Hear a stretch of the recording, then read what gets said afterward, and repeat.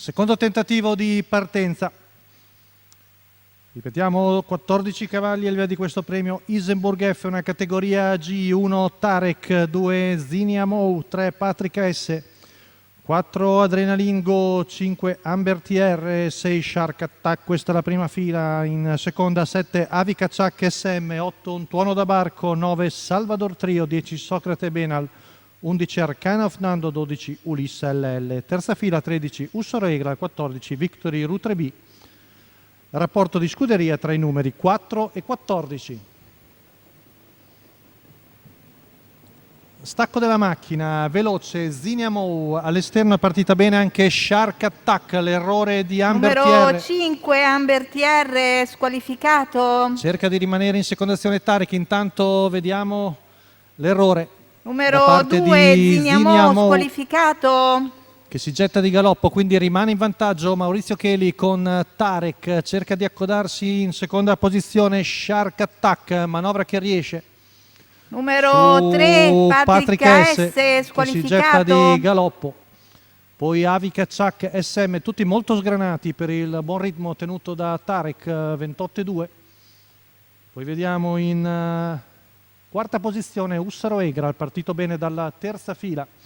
Intanto il figlio di Lester arriva ai 600 in 43 appena abbondanti.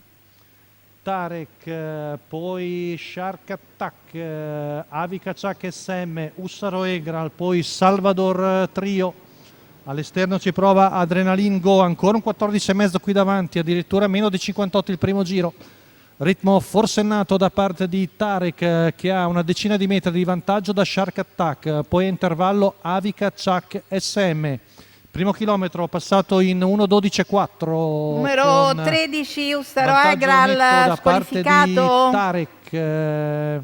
Poi vediamo Shark Attack molto indietro. La frazione qui delle scuderie è passata in meno di 15. Urla che si sentono a centrogruppo, ma Tarek ha preso vantaggio probabilmente decisivo. Il secondo posto è ancora per Shark Attack, che però è richiesto. Ultima curva passata in 16,1, ora è un po' stanco Tarek, ma viene sollecitato da Maurizio Cheli. Tarek vince per isolamento, mentre la lotta ormai è solo per il secondo posto. Tarek che viene a vincere mentre finisce molto forte Victory Route B al secondo posto. Al terzo Ulisse LL batte Salvador Trio. 1,14,5 la media al chilometro per Tarek, che dopo lungo tempo torna alla vittoria.